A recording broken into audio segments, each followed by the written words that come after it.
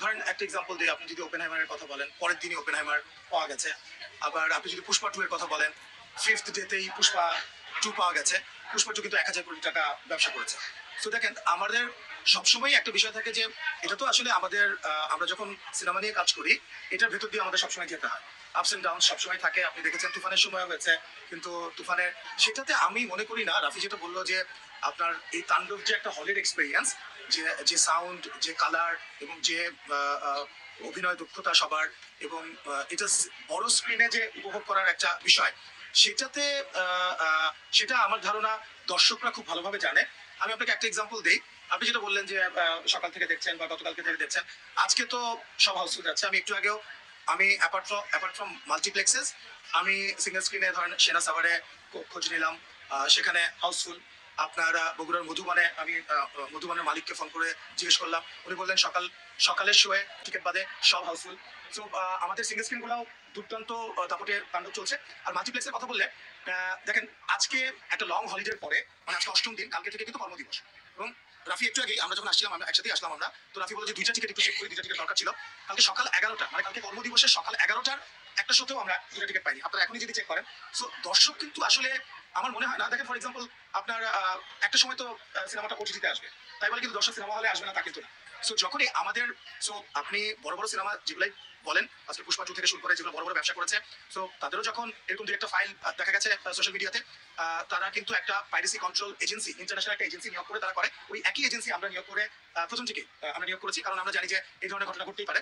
তো সেখান থেকে আমরা এটা কিন্তু একটা কন্ট্রোলে নিয়ে আসছি। এবং আপনারা দেখবেন যে যে কোনো সোশ্যাল মিডিয়াতে, আমি একটু আগে চেক করলাম, খুব একটা আপনি সকালে হয়তো যেরকম দেখেছেন এখন না মিনিটের মধ্যে, এবং ঠিক যে কোনো একটা ফাইল আপনি দেখতে পেলে সেটা 1 মিনিট 2 মিনিটের মধ্যে সেটা নামিয়ে দেওয়া হচ্ছে। এবং সবচেয়ে বড় কথা হচ্ছে, যারা এটা শেয়ার দিচ্ছেন অথবা যারা যে পেজ থেকে আপলোড করছেন সেই পেজ স্ট্রাইক ডাউন করে দেওয়া হচ্ছে। এবং অনেকে বুঝে না বুঝে যদি শেয়ার দিয়ে থাকে এই ধরনের কোনো কিছু, ইভেন ক্লিপ, আমি এর আগে বলেছি, কোনো একটা ক্লিপ ভিডিও করে কেউ যদি শেয়ার দেয়, এটাও কিন্তু একটা পাইরেসির অংশ। সুরঙ্গ সময় আমরা যখন আসলে 5 জনকে অ্যারেস্ট করেছিলাম, তারপরে তারা তো জেলে চলে গিয়েছিল, 5 জন ছেলে অ্যারেস্ট হয়েছিল, এর মধ্যে 2 জন পাইরেসি করেছিল আর বাকিরা শেয়ার দিয়েছিল আসলে। তারপরে তাদের মা বাবা আমাদের কাছে আসে, আমাদের অফিসে আসে, শাকিল ভাইয়ের সাথে দেখা করে যে আমাদের ছেলেরা ভুল করে ফেলছে। তো আমি একটা কথা বলতে চাই, তারা এখনো মনে হয় জেলে আছে, কারণ এটা আইনে অপরাধ। অনেকে বুঝে না বুঝে বিভিন্ন রকমের সিনেমার ক্লিপ, বিভিন্ন লিঙ্ক শেয়ার দেন। আমি অনেক সাধারণ দর্শকদেরকে বলছি বা ইয়াং ছেলেদেরকে বলছি, তারা হয়তো বুঝতে পারেন না, এটা ফান মনে করেন, আমার কাছে একটা জিনিস আছে। যে কোনো সিনেমা হতে পারে আসলে, যখন এটা আইনি পদক্ষেপ যখন নেওয়া হবে, তখন কিন্তু যে মানুষটা এটা শেয়ার দিয়েছেন সেও কিন্তু এটা আয়ত্তে পড়বে। তখন কিন্তু এটা বলার সুযোগ নাই যে আমি তো এমনি জাস্ট মানুষকে দেখাইছি, এটাও একটা অপরাধ। তো আমি এটা কেন বলছি, কারণ আমার মনে আছে যখন আমাদের কাছে সুরঙ্গ পরে এই ওনার ফ্যামিলি এসেছিল, যে আমাদের এবং ডিরেক্টর আমাদেরকে ফোন দিয়েছিল যে মিরপুরের থেকে একজনকে অ্যারেস্ট করা হয়েছিল, সাভার থেকে একজনকে অ্যারেস্ট করা হয়েছিল। তো আমরা চাই না নিরপরাধ মানুষ ভুল করে ফেসে থাকে। আমরা বারবারই বলছি, আপনার পেজে মানে ফিল্মে কিছু আপলোড করবেন না, আপনার পেজে কোনো লিঙ্ক আপলোড করবেন না, এটা দণ্ডনীয় অপরাধ। এখানে সাবধানে থাকবেন।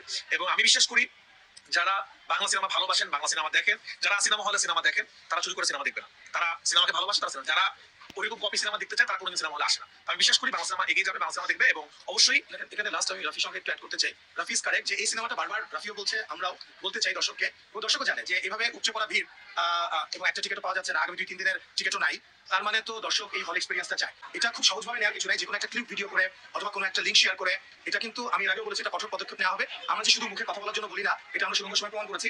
এবার 5 জন না 10 জন 20 জন অ্যারেস্টেড হবে যদি প্রয়োজন হয়। আর আপনি যেটা কথা বললেন, সেটা রুট কজও আমরা খুঁজে বের করেছি। আমরা খুব সহজভাবে নিচ্ছি না এটাকে, এটা অলরেডি তদন্ত শুরু হয়ে গেছে। এবং এটা আমরা খুব, এবং আমাদের প্রয়োজন ছিল প্রথমে এটাকে কন্ট্রোল করা, এবং এটা আন্ডার কন্ট্রোল, এবং এটা নিয়ে আমরা খুব একটা চিন্তিত না। কিন্তু আমি চিন্তিত তাদের জন্য যারা এই কাজটা ভুলে করেছেন বা করবেন ভবিষ্যতে। আমরা কিন্তু এক বিন্দুও ছাড় দিব না, এবং এর আগেও আমরা ছাড় দিইনি, আপনারা দেখেছেন। সো এটাই আর কি। সো এখন আমি একটু শঙ্কায় ছিলাম যে আচ্ছা, বাংলাদেশের দর্শক আসলে সিনেমা হলে সিনেমাটা সিনেমা হলে দেখতে চায় কিনা।